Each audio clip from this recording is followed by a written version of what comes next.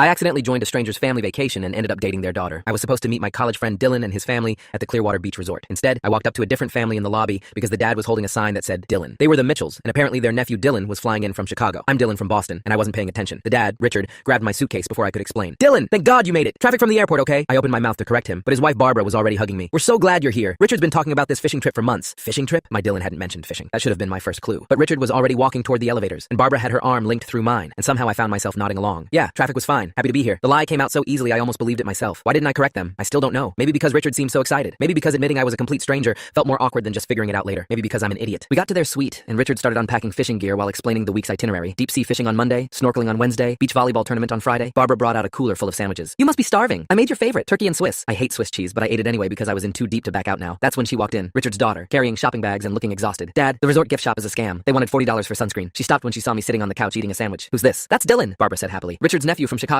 You haven't seen him since you were kids. The daughter, Isabel, stared at me hard, really hard. Her eyes narrowed. Dylan has a tattoo of a compass on his left forearm. I remember because he got it when he turned 18, and Aunt Linda was furious. I was wearing a t-shirt. Both my forearms were completely visible and completely blank. The room went quiet. I should have confessed right then. Instead, I heard myself say, I got it removed last year. Bad breakup, long story. Isabel's eyebrows shot up. Her parents nodded sympathetically. Richard patted my shoulder. Smart move, son. Fresh start. Isabel didn't stop staring at me. She knew. I could see it in her face. She knew I was lying, but she wasn't saying anything. After her parents left to check on dinner reservations, she sat down across from me. So, Dylan from Chicago. What's my real cousin's middle name? My mind went completely blank. Thomas? It's Alexander, and he's 6'4", not whatever height you are, and he's been in Madrid for the past 6 months on a study abroad program, which my parents apparently forgot because they're distracted with vacation planning. She leaned back and crossed her arms. Who are you, actually? I told her everything. The wrong Dylan, the sign in the lobby, the Swiss cheese I didn't even like. She listened to the whole thing with this expression that I couldn't read. When I finished, she was quiet for a long moment. Then she started laughing. Not a polite laugh, a real one that made her double over. This is insane. You've been here for 30 minutes, and you're already eating my mom's sandwiches? I'm sorry, I said. I'll tell them right now. I'll explain everything. She held up her hand. Wait, how long were you planning to keep this going? I was going to tell them at dinner, or maybe tomorrow morning. I don't know. It spiraled so fast. Isabel bit her lip, thinking, here's the thing. My parents have been stressed for months. Dad's been working overtime. Mom's been dealing with her sister's drama. This vacation is supposed to be their relaxation week. If you tell them now, they'll feel terrible. They'll spend the whole evening apologizing and trying to track down the real Dylan. So what do you suggest? Stay for dinner. Meet them properly as yourself, not as fake Dylan. Tell them you're a friend of a friend who had a reservation mix-up. They'll probably invite you to join us for some activities anyway because that's who they are. Then tomorrow, you can sort out your actual resort situation. It was completely insane. It was also the kindest solution to the mess I'd created. We went to dinner, and I came clean immediately. Mr. and Mrs. Mitchell, I need to be honest. I'm not your nephew. My name is actually Ben, and there was a mix-up in the lobby. Richard looked confused. Barbara looked mortified. Then they both started apologizing profusely for grabbing a random stranger. Isabel jumped in. I invited him to dinner since we already dragged him up to the room. He seems nice, and he's here alone. We ended up talking for 2 hours. Richard told fishing stories. Barbara showed me photos of their actual nephew. Isabel kicked me under the table every time I said something that made her laugh. When dinner ended, Richard insisted on helping me find my actual friend, Dylan. Turns out, my Dylan was 3 floors up, wondering where I disappeared to. Join us for fishing on Monday, Richard said, shaking my hand. Anyone who can roll with a mistaken identity for 30 minutes is someone I want on my boat. I looked at Isabel. She was smiling. You should come. Someone needs to make sure Dad doesn't tell the same fish story 5 times. I went fishing and snorkeling and played in the beach volleyball tournament where Isabel and I absolutely destroyed her parents. We spent every day of that vacation together. On the last night, we were walking on the beach and she stopped. I'm glad my parents grabbed the wrong Dylan. Me too.